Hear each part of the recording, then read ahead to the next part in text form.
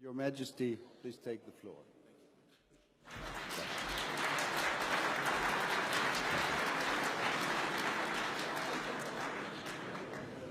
Bismillah ar-Rahman ar-Rahim.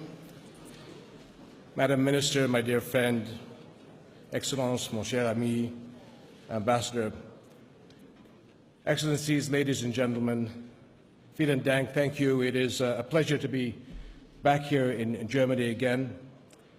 The Jordanian and German people share many bonds, but above all, I believe it's the deep common values, peace, mutual respect, the well-being of all.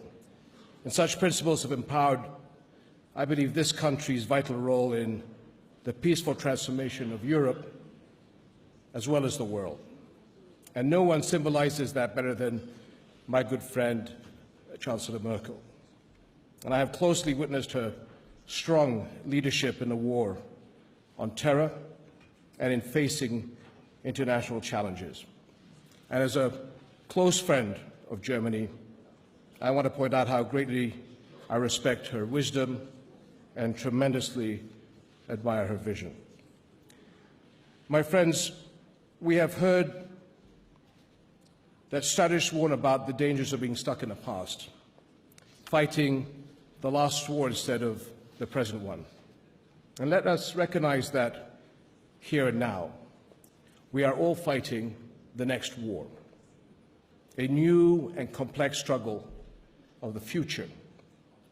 I've called this struggle a third world war by other means. The point is not simply that the threat is global, although indeed it does impact the entire international community. But world wars share something else as well. They are massive change agents. Winning or losing this global war will shape global values and define our security and way of life long into the 21st century. Now, today we share a core strategic interest in coalition victory in Syria and Iraq, and the end for Daesh in Syria and Iraq requires our concentrated and dedicated action, and it is a priority for all of us in the region. Yet winning the war for the future, I believe, requires more. We need to acknowledge that Daesh is only part of a global threat. Failed states, conflict zones, and sectarian divisions have been fertile grounds for this cancer. It has instigated violence and inhumanity across borders and lured agents from across the world. We in this room know better than anyone that no region has been exempt. This is why I cannot overstate the importance of a holistic approach, looking at it from a global perspective.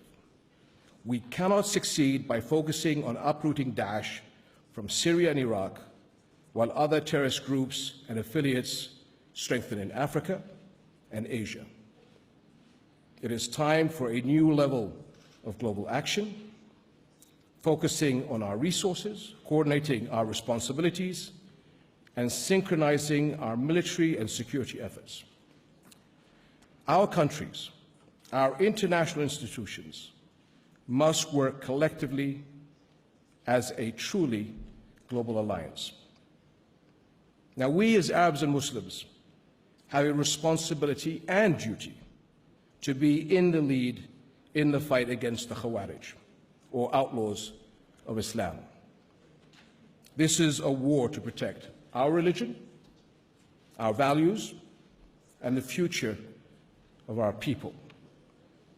But it is also an effort that must be global in partnership, just as it is global in scope. All our peoples are threatened by the outlaws' ideology of violence and contempt for human life. To counteract this threat, our countries must be equally committed to the ideas that unite us in this war, from shared humanity to the search for political solutions to the importance of global justice. The Syrian refugee crisis is an urgent case in point, as has been outlined by many of us already, and one of the biggest humanitarian tragedies of our age. And as is unfolding, as we have been witnessing on our shores and on our borders. And nowhere has this been brought closer to home than in my country, Jordan, which now hosts 1 Syrian for every 5 Jordanians. Our world must also act as one on the diplomatic front. The killing in Syria has to stop if we are to move forward and find a political solution, one that protects Syria's independence and integrity. And it also enables the Syrian people to live with dignity and enjoy the rights they deserve. Achieving that solution is key to winning this war together and will help us focus on the global threat. My friends, there are other key steps that we have to take together. Supporting the Iraqi government in clearing its towns and villages of the control of Daesh also requires support for serious steps towards reconciliation, and we should not allow sectarian and religious differences to be used to advance political agendas or to gain influence. And the community of nations cannot talk about universal rights and global justice, but continue to deny statehood to Palestinians. This failure has created a festering injustice and continues to be exploited by Daesh and its kind. Our whole world has paid the price. Left unresolved, the Palestinian-Israeli conflict can and probably will become a religious conflict of a global dimension. And it is only a matter of time before we may be faced by yet another war in Gaza or in South Lebanon. This is why reaching a two-state solution should remain a priority for us all. Lastly, my friends, I'd like to add a word about Europe. Europe clearly has a special interest in supporting us across the Mediterranean. But it is also essential not to ignore the challenges that face us in the Balkans. Muslim-majority countries in the Balkans deserve our support to preempt the threat of extremism. These countries are Europe's front line against extremism and its first line of defense. Nothing could be more costly to Europe than rising instability and extremism in the Balkans.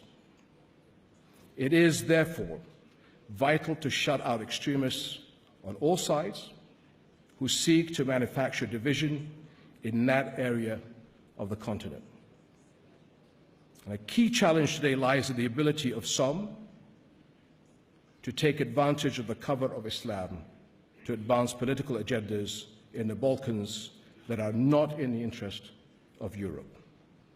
And this is something we should act together to prevent.